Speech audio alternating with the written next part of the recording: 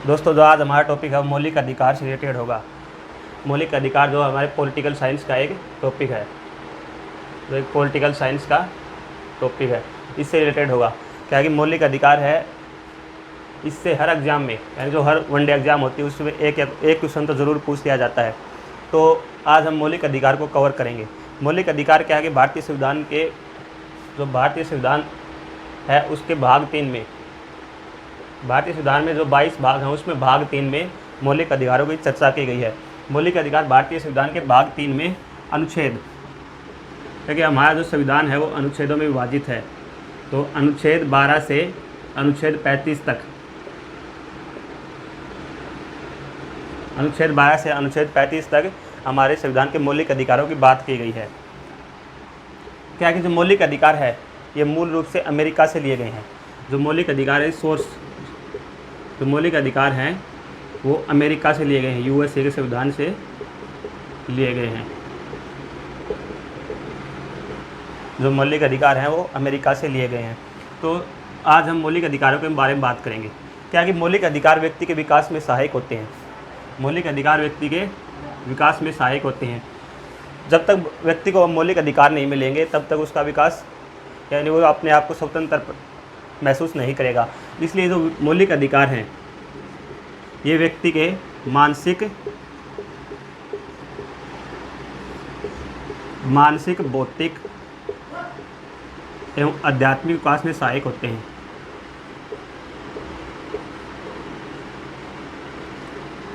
जो मौलिक अधिकार हैं व्यक्ति के मानसिक विकास में, बौद्धिक विकास में, आध्यात्मिक विकास में सहायक होते हैं। और मौलिक अधिकार वाद योग्य होते हैं, यानी इन पर वाद किया जा सकता है, वाद योग्य होते हैं। एवं राज्य को लागू करना बाध्यकारी होता है, यानी राज्य को इनको लागू करना पड़ेगा, ये बाध्यकारी होते हैं। तथा इसमें परिवर्तन किया जा सकता है, यानी मौलिक अधिकारों में परिवर्तन किया जा सकता है, ऐसे परिवर्तनीय होते हैं।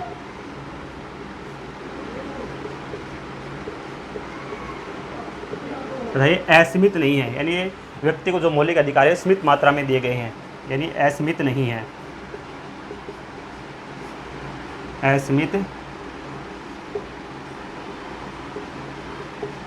असीमित नहीं है। और ये आत्यांतिक है, आत्यांतिक नहीं है, यानी अंतिम नहीं है, आत्यांतिक नहीं है, यानी अंतिम नहीं है। अभी तक हमारे जो मौलिक अधिकारों में कई बार परिवर्तन किया जा चुका है। तो मौलिक अधिकार को व्यक्ति के विकास के आधार पर इनको बांटा गया है। तो मौलिक अधिकारों को मुख्यतः 7 भागों में बांटा गया था। जब संविधान बनकर तैयार हुआ था उस टाइम मौलिक अधिकारों को 7 भागों में विभाजित किया गया था। तब अब 44वें, जो हमारा 44वां संविधान संशोधन अधिनियम हुआ था, उससे संपत्ति के अधिकार को हटा दिया गया है, यानी संपत्ति के अधिकार को हटा दिया गया है। तो अब हमारे संविधान में मुख्यतः 6 प्रकार के मौलिक अधिकार हैं, यानी 6 प्रकार के मौलिक अधिकार हैं। तो संपत्ति का अधिकार है वो मुख्यतः अनुच्छेद 31 में था, 31वें अनुच्छेद 31 में था। जब इसको हटाकर अनुच्छेद 300A में समाहित कर दिया गया है। तो अब हम मुख्यतः संविधान के जो मौलिक अधिकार हैं उनके 6 प्रकार के बारे में हम बात करेंगे। मौलिक अधिकार के जो प्रकार हैं उनके बारे में हम बात करेंगे। तो सबसे पहले हम इसके पहले प्रकार की बात करेंगे, समानता का अधिकार, यानी समानता का अधिकार। ये मुख्यतः भारतीय संविधान में अनुच्छेद 14 से अनुच्छेद 18 तक निहित है। अब दूसरे के बारे में हम बात करें तो स्वतंत्रता का अधिकार, स्वतंत्रता का अधिकार जो आर्टिकल 19 से आर्टिकल 22, अनुच्छेद 19 से अनुच्छेद 22 तक निहित है। हम तीसरे की बात करें तो शोषण के विरुद्ध अधिकार, शोषण के विरुद्ध अधिकार जो आर्टिकल 23 से आर्टिकल 24 तक निहित है। अब हम चौथे प्रकार के बारे में बात करें तो है धार्मिक स्वतंत्रता का अधिकार, धार्मिक स्वतंत्रता का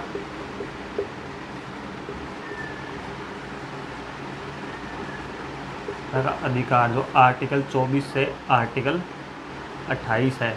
तथा पांचवें टाइप के बारे में हम बात करें तो ये शिक्षा एवं संस्कृति का अधिकार, शिक्षा एवं संस्कृति का अधिकार।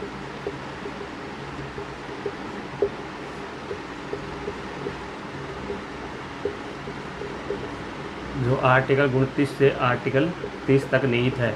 अब हम छठे टाइप की बात करें तो संवैधानिक उपचारों का अधिकार।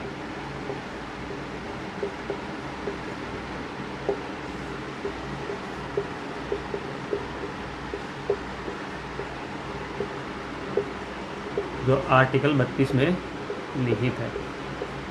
इस प्रकार हम मौलिक अधिकार के टाइप के बारे में बात करें तो 6 प्रकार के हमें मौलिक अधिकार दिए गए हैं। तो अब हम बारी बारी से एक एक के बारे में हम बात करेंगे। तो हम सबसे पहले करेंगे समानता के अधिकार के बारे में बात करेंगे, यानी समानता का अधिकार, समानता का अधिकार।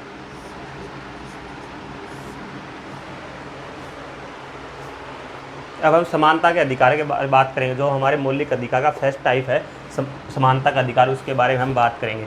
इसके जो आर्टिकल है 14 से 18, यानी अनुच्छेद 14 से 18 तक समानता का अधिकार है। तो जो अनुच्छेद 14 है, यानी जो अनुच्छेद 14 है वो कहता है विधि के समक्ष समानता, यानी विधि के जो समक्ष है सभी समान होंगे, विधि के समक्ष समानता, विधि के समक्ष समानता, जो मुख्यतः ब्रिटेन से लिया गया है, जो मुख्यतः ब्रिटेन से लिया गया है। तब हम आर्टिकल 15 के बारे में बात करें, अनुच्छेद 15 के बारे में बात करें। अनुच्छेद 15 कहता है धर्म, लिंग, वंश एवं जन्म स्थान के आधार पर विभेद का निषेध किया, आधार पर विभेद का निषेध किया गया है। विभेद का निषेध के बारे में बात की गई है। अब हम अनुच्छेद 16 के बारे में बात करें, जो आर्टिकल 16 उसके बारे में बात करें तो उसमें लोक नियोजन में समान अवसर देने की बात कही गई है। लोक नियोजन में समान अवसर।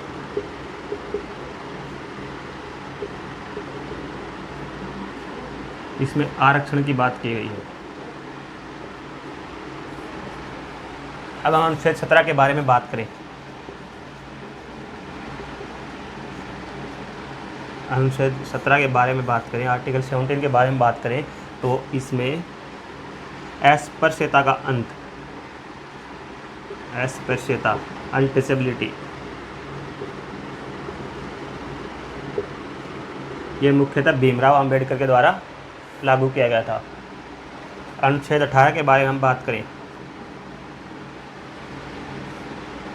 अनुच्छेद 18 के बारे में बात करें तो उपाधियों का अंत,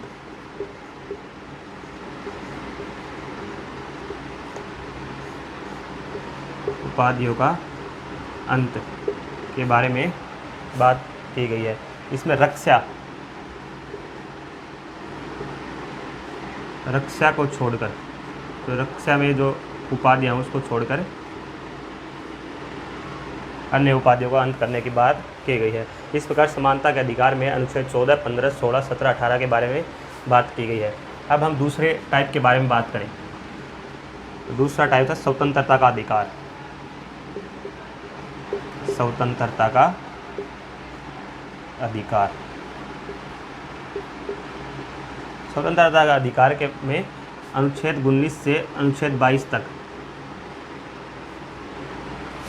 स्वतंत्रता के अधिकार में अनुच्छेद 19 से अनुच्छेद 22 तक समाहित हैं। तो हम अनुच्छेद 19 के बारे में बात करें। अनुच्छेद 19 में वाक एवं अभिव्यक्ति की स्वतंत्रता के बारे में बात की गई है। वाक एवं अभिव्यक्ति की स्वतंत्रता, वाक एवं अभिव्यक्ति की स्वतंत्रता। अनुच्छेद 20 के बारे में बात करें।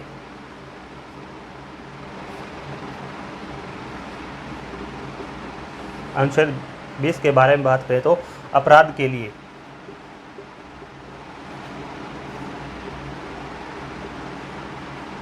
के लिए दोष सिद्धि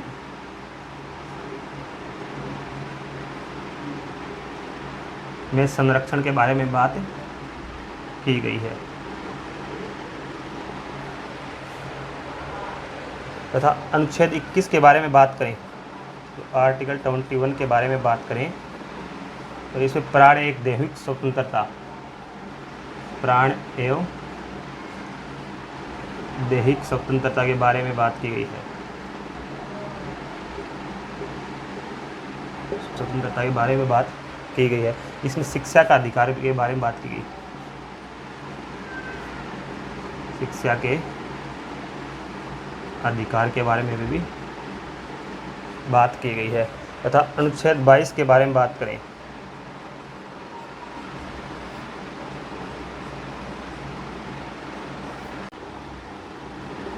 कुछ दशाओं में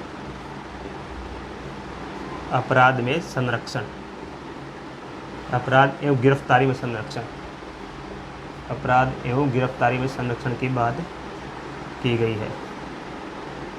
गिरफ्तारी में संरक्षण।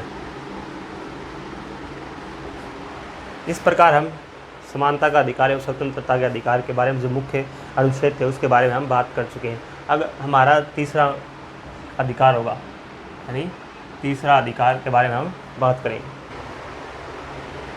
तो हम शोषण के विरुद्ध अधिकारों के बारे में बात करेंगे। तो इसमें अनुच्छेद 23 व अनुच्छेद 24, अनुच्छेद 23 से अनुच्छेद 24 तक पढ़ेंगे। तो अनुच्छेद 23 में जो मुख्यतः अनुच्छेद 23, इसमें बलात् श्रम, जबरदस्ती श्रम करवाते थे, बलात् श्रम एवं मानव दुर्व्यापार एवं मानव दुर्व्यापार पर निषेध। जो अनुच्छेद 24 है,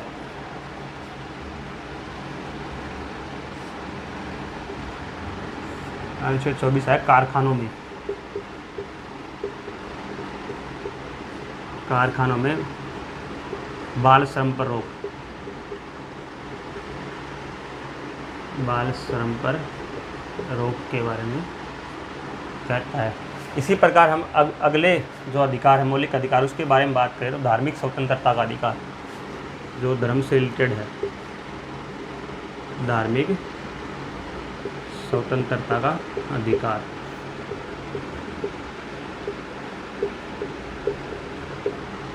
तो इसमें मुख्यतः अनुच्छेद 24 से अनुच्छेद 28, अनुच्छेद 24 से अनुच्छेद 28। तो अनुच्छेद 24 है,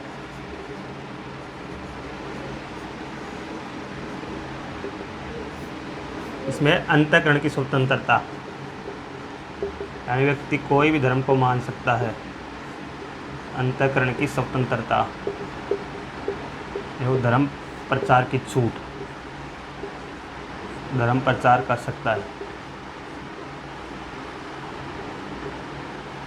तथा इसमें करें अनुच्छेद 25 के बारे में बात करें।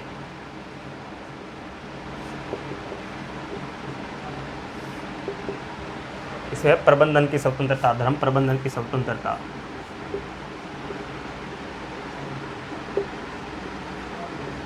धर्म प्रबंधन की स्वतंत्रता के बारे में आर्टिकल 25 है। तथा अनुच्छेद 26 के बारे में बात करें।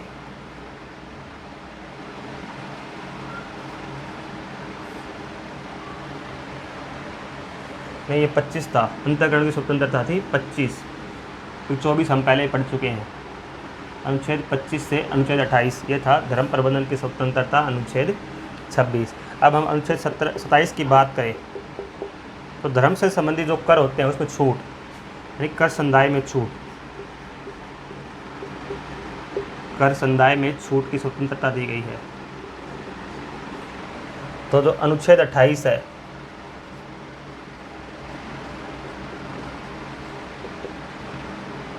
जो अनुच्छेद 28 है, इसमें धार्मिक स्वतंत्रता, धार्मिक शिक्षा की स्वतंत्रता है,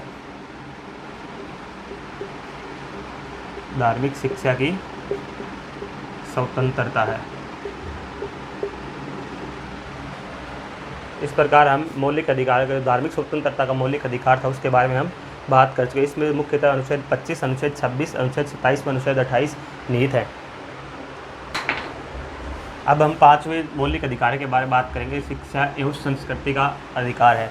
इसमें मुख्यतः अनुच्छेद 29 व अनुच्छेद 30 यानी आर्टिकल 29 है, आर्टिकल 30 के बारे में बताया गया है। तो हम अनुच्छेद 29 के बारे में बात करें।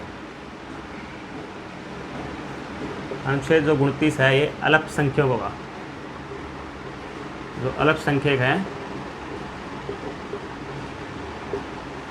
के हितों का संरक्षण के बारे में कहता है।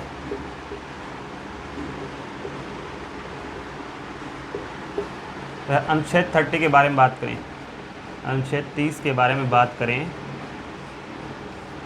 तो अल्पसंख्यकों, जो अल्पसंख्यक हैं को शैक्षणिक संस्थान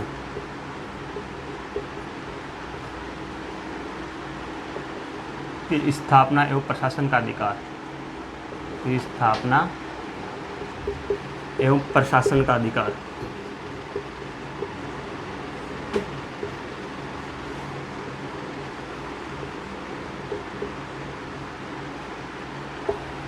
अब हम अगले जो मौलिक अधिकार है उसके बारे में बात करें तो यह है संवैधानिक उपचारों का अधिकार, संवैधानिक उपचारों का अधिकार। यानी जो हमें मौलिक अधिकार है उनका उपचार भी होना चाहिए, इसलिए संवैधानिक उपचारों का अधिकार।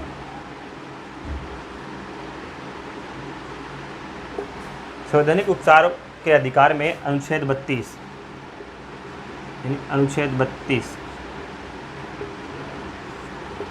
32 के बारे में बात किया है। क्या कि जो हमें मौलिक अधिकार हैं जो यदि नहीं मिले तो इसके हम विरोध में हम सुप्रीम कोर्ट जा सकते हैं, सुप्रीम कोर्ट जा सकते हैं। यानी केंद्र में अनुच्छेद 32 है तथा राज्य में जो हाई कोर्ट है उनमें यह 226 है, यानी अनुच्छेद 226 संबंधित है।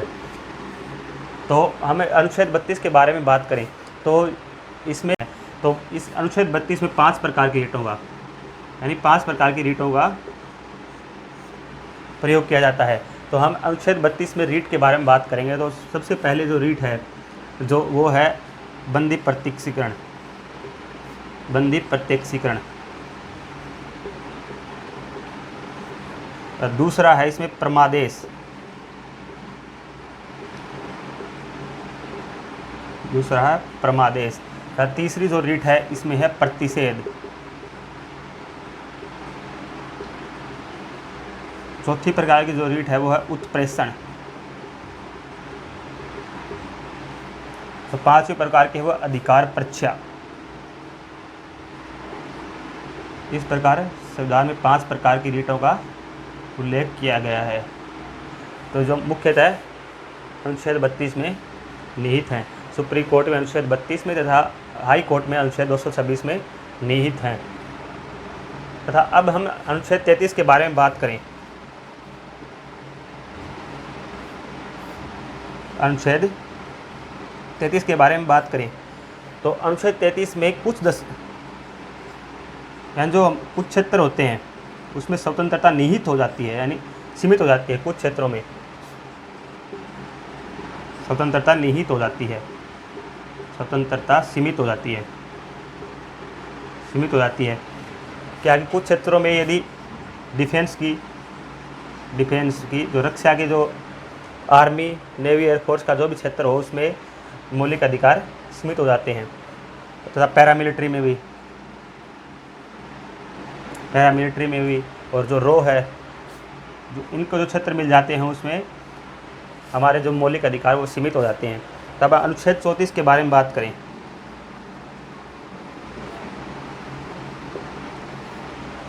अनुच्छेद 34 में यही बात की गई, यानी स्वतंत्रता का सीमित होना, स्वतंत्रता का सीमित हो जाना। जो अनुच्छेद 35 है,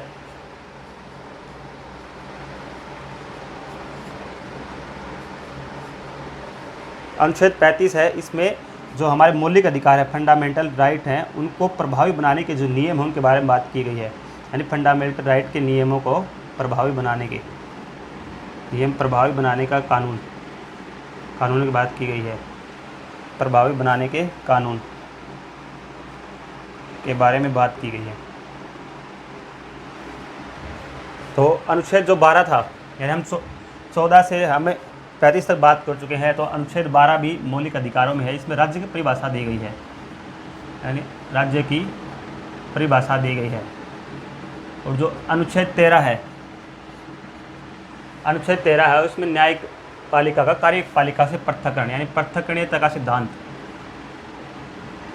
यानी मौलिक अधिकारों से संबंधित जो नियम है उसमें कार्यपालिका न्यायपालिका से अलग रहेगी, इस पृथक्करणीयता का सिद्धांत दिया गया है। इस प्रकार जो हमारा आज का जो टॉपिक था मौलिक अधिकारों से संबंधित था। तो मौलिक अधिकारों में हम अनुच्छेद 12 से 35 तक, तो क्या है कि जो वन डे एग्जाम होते हैं उसमें अनुच्छेद 12 से अनुच्छेद 35 तक कोई भी अनुच्छेद पूछ लिया जाता है। तो अनुच्छेद 12 से जो 35 तक हम उसको कंठस्थ याद करेंगे। तो आज हम इन सभी अनुच्छेदों के बारे में हम बात कर चुके हैं। तो दोस्तों ये वीडियो कैसी लगी आपको बताना है, तथा आपको इस चैनल को ज़्यादा से ज़्यादा सब्सक्राइब करना है एवं लाइक करना है, तथा कमेंट बॉक्स में बताना है कि अगला टॉपिक हम क्या लेके आएँ, तथा ये टॉपिक आपको कैसा लगा।